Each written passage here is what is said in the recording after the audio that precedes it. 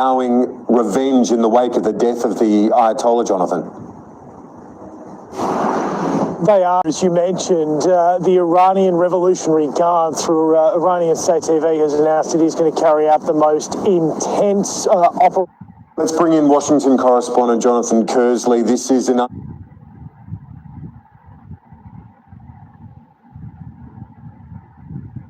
unfolding situation, a lot of news coming each hour, and Iran vowing revenge in the wake of the death of the Ayatollah, Jonathan. They are, as you mentioned. The Iranian Revolutionary Guard, through Iranian State TV, has announced it is going to carry out the most intense offensive operation against Israel and US bases in the region.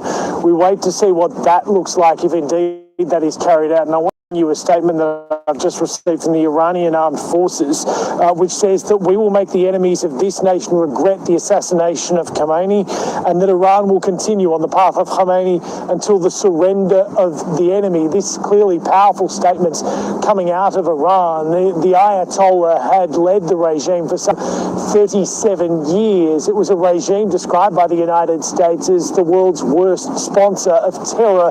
It was a regime that supported the likes of the Houthis in Yemen, Hezbollah in Lebanon, militias in Iraq and in Syria.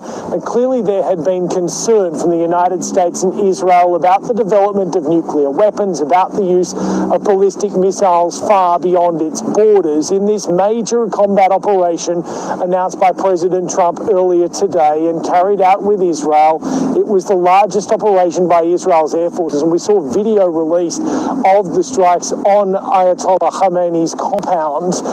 Those strikes taking place around about 9:30 or so local time in the morning, Iran time. We've also seen satellite images of what was left of that compound in the wake of those strikes. And then we heard through Israeli officials and various reporting through news agencies, including Reuters, that Ayatollah Khamenei's body had been found in that rubble. And now the confirmation from Iranian State TV that the Ayatollah is dead.